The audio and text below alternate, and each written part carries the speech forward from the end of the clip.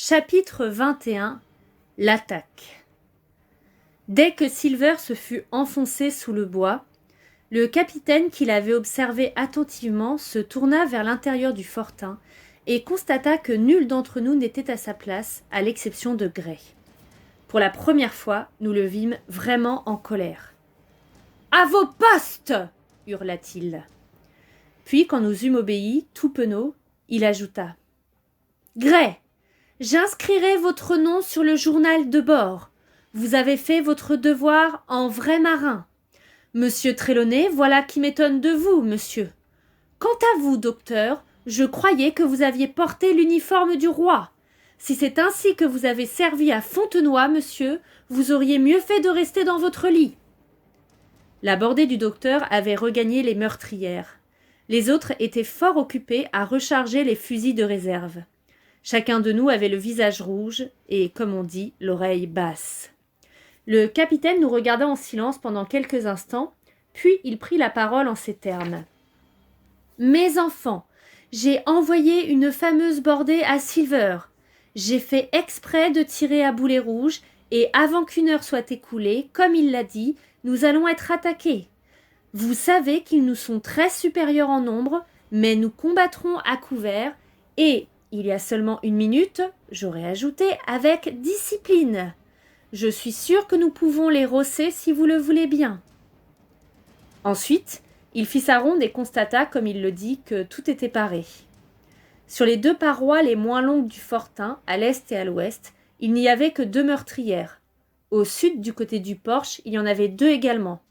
Au nord, il y en avait 5. Pour nous 7, nous disposions d'une 20aine de fusils. Nous avions entassé le bois de chauffage en 4 piles formant table. Sur chacune d'elles, placée au milieu d'une paroi, se trouvaient quelques munitions et 4 fusils chargés à portée de main des défenseurs. Au centre de la pièce étaient rangés les coutelas. « Jetez le feu !» dit le capitaine. « Le froid est passé et il ne faut pas que nous ayons de la fumée dans les yeux. » Monsieur Trelawney emporta le panier de fer à l'extérieur et les braises s'éteignirent lentement dans le sable. « Hawkins n'a pas encore déjeuné, » reprit le capitaine. « Serre-toi, Hawkins, et retourne à ton poste pour manger. Fais vite, mon garçon, car tu vas en avoir besoin. Hunter servait une tournée générale d'eau-de-vie. » Tout en parlant, il complétait dans sa tête son plan de défense. « Docteur, vous vous posterez à la porte, » reprit-il enfin. « Veillez à ne pas vous exposer. Restez à l'intérieur et faites feu par le porche. Hunter, mettez-vous là du côté est. Joyce, mon garçon, installez-vous à l'ouest. Monsieur Trelawney, vous êtes le meilleur tireur. Vous et Gray allez prendre le côté nord avec ces 5 meurtrières, car c'est là qu'est le danger. Si jamais ils arrivaient jusque-là et tiraient sur nous à travers nos propres sabords, les choses prendraient une vilaine tournure. Hawkins, ni toi ni moi ne valons rien comme tireurs. Nous resterons là pour recharger les armes et prêter main forte en cas de besoin. » Comme le capitaine l'avait dit, le froid était passé. Dès que le soleil fut monté au-dessus de la ceinture d'arbres autour de nous, il darda ses rayons avec force sur la clairière et aspira d'un seul trait le brouillard de la nuit. Bientôt, le sable fut brûlant et la résine commença à fondre dans les troncs de pin du fortin. On se débarrassa des vareuses et des habits, on ouvrit le col des chemises dont on retroussa les manches jusqu'aux épaules. Puis chacun attendit à son poste, enfiévré par la chaleur et l'anxiété. 1 heure s'écoula. « Que le diable les emporte !» s'exclama le capitaine. « C'est aussi ennuyeux qu'un calme plat. Gray, sifflez donc pour faire venir le vent. » Juste à ce moment, nous eûmes la première nouvelle de l'attaque. « S'il vous plaît, commandant, » demanda Joyce, « est-ce que je dois tirer si je vois quelqu'un ?»« Bien sûr, je vous l'ai dit. »« Merci, commandant, » répondit l'autre avec la même politesse tranquille. Rien ne se produisit pendant un certain temps, mais la question de Joyce nous avait tous mis sur le qui-vive, l'oreille au guet, les yeux écarquillés. Les tireurs tenaient leurs armes à la main. Le capitaine était debout au milieu du fortin, lèvres serrées, sourcils froncés. Quelques secondes passèrent. Soudain, Joyce épaula vivement son fusil et tira. Dès que le bruit de la détonation se fut éteint, une salve éparpillée venant de tous les côtés de la palissade lui répondit du dehors, les coups se succédant comme un chapelet d'oies. Plusieurs balles frappèrent le fortin, mais aucune ne pénétra à l'intérieur. Lorsque la fumée se fut dissipée, l'enclos et les bois environnants nous semblèrent aussi vides et aussi calmes qu'auparavant. Pas une branche ne bougeait, pas un canon de fusil ne luisait, révélant la présence des ennemis. « Avez-vous touché votre homme » demanda le capitaine. « Non, commandant, je ne crois pas, » répondit Joyce. « Quand on s'est trompé, » murmura le capitaine, « mieux vaut dire la vérité. Recharge son fusil, Hawkins. Docteur, combien pensez-vous qu'ils étaient de votre côté ? Je peux vous le dire exactement. On a tiré 3 coups par ici, j'ai vu les 3 éclairs, 2 près l'un de l'autre, le 3e plus à l'ouest. Et combien de votre côté, monsieur Trelawney ? Cette fois, la réponse ne fut pas aussi nette. Il y avait eu plusieurs coups au nord, 7 selon le châtelain, 8 ou 9 selon Gray. À l'est et à l'ouest, un seul coup avait été tiré. Donc, l'attaque partirait du nord, et sur les 3 autres côtés, nous serions simplement harcelés par un simulacre d'hostilité. Mais le capitaine Smollett ne changea rien à ses dispositions. Si les mutins réussissaient à franchir la palissade, disait-il, ils s'empareraient de toute meurtrière non défendue et nous abattraient comme des rats dans notre forteresse. D'ailleurs, nous n'eûmes guère le temps de réfléchir. Soudain, en poussant une violente clameur, une troupe de pirates bondit hors des bois du côté nord et courut droit vers l'enclos. Simultanément, une nouvelle fusillade éclata sous les arbres. Une balle entra en sifflant par la porte et fit voler en éclats le fusil du docteur. Agiles comme des singes, les assaillants escaladèrent la palissade. Le châtelain et Gray firent feu coup sur coup. 3 hommes tombèrent, un en avant, à l'intérieur de l'enclos, 2 en arrière, à l'extérieur. Mais l'un de ces derniers avait eu sans doute plus de peur que de mal, car il se releva en un clin d'œil et disparut aussitôt au milieu des arbres. 2 avaient mordu la poussière. Un avait fui, 4 avaient réussi à prendre pied à l'intérieur de nos retranchements, tandis que sous le couvert des arbres, 7 ou 8 hommes, pourvus chacun sans aucun doute de plusieurs fusils, ne cessaient de diriger sur nous un feu nourri mais inefficace. Les 4 assaillants coururent en hurlant droit vers le fortin, encouragés par les cris de leurs camarades embusqués sous bois. Plusieurs coups de feu furent tirés du fortin, mais avec tant de précipitation qu'aucun d'eux ne porta. En un instant, les pirates eurent gravi le tertre et furent sur nous. La tête de Job Anderson, le maître d'équipage, apparut à la meurtrière centrale. « Tous ensemble !» hurla-t-il d'une voix de tonnerre.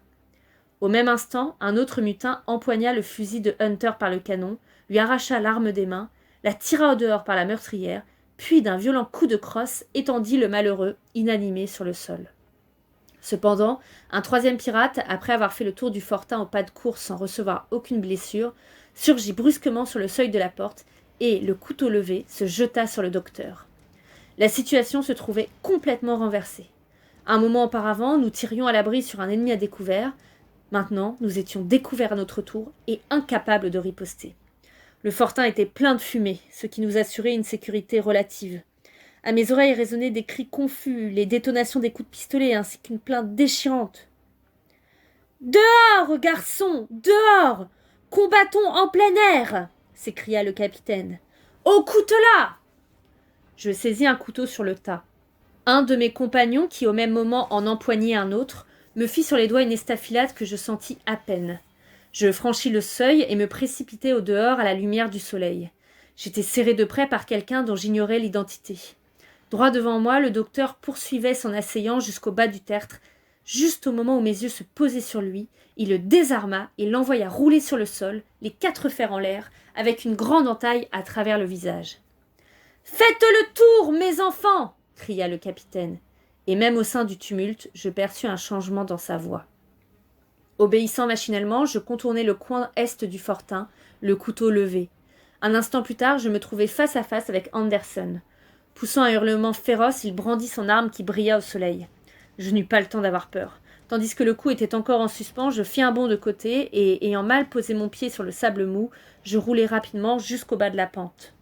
Au moment où je sortais du fortin, les autres pirates avaient déjà commencé à escalader la palissade pour en finir avec nous.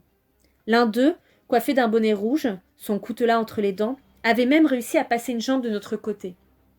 Or, les choses étaient allées si vite que, lorsque je me relevai, rien n'avait changé. L'homme au bonnet rouge se trouvait toujours à califourchon sur la palissade, tandis qu'un autre montrait sa tête au-dessus des pieux.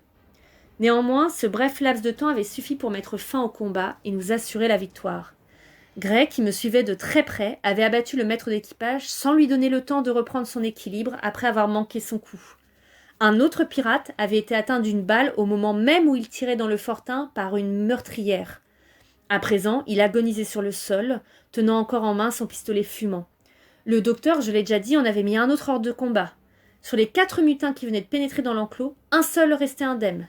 Ayant abandonné son coutelas sur le champ de bataille, il était en train d'escalader la palissade en sens inverse, en proie à la terreur de la mort. « Feu!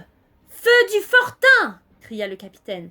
« Et vous, garçons, mettez-vous à l'abri !» Mais personne n'entendit ces paroles. Personne ne tira, et le dernier assaillant parvint à fuir avec les autres sous les arbres. En 3 secondes, il ne resta plus trace des pirates, à l'exception des 5 qui étaient tombés, 4 à l'intérieur et 1 à l'extérieur de l'enclos. Le docteur, Gray et moi courûmes à toutes jambes nous mettre à l'abri. Les survivants ne tarderaient pas à regagner l'endroit où ils avaient laissé leurs armes à feu, et la fusillade pouvait recommencer d'un moment à l'autre. La fumée s'était un peu dissipée à l'intérieur du fortin, et nous vîmes d'un seul coup d'œil de quel prix nous avions payé la victoire. Hunter, assommé, gisait près de sa meurtrière. Joyce était étendu près de la sienne, immobile à jamais, tué d'une balle dans la tête. Au centre de la pièce, le châtelain soutenait le capitaine, et tous deux étaient fort pâles. « Le capitaine est blessé, » dit M. Trelawney. « Ont-ils fui » demanda M. Smollett. « Tous ceux qui l'ont pu n'en doutaient pas, » répondit le docteur. « Mais il y en a 5 qui ne fuiront plus jamais. »« 5 » s'écria le capitaine. « Allons, voilà qui est mieux. 5 contre 3, cela nous laisse à 4 contre 9. Nos chances sont meilleures qu'au début. Nous étions 7 contre 19, ou du moins nous le pensions, ce qui est aussi désagréable à supporter. Nous apprîmes plus tard que les mutins ne furent bientôt plus que 8, car l'homme qu'avait blessé M. Trelawney à bord de la goélette mourut le soir même.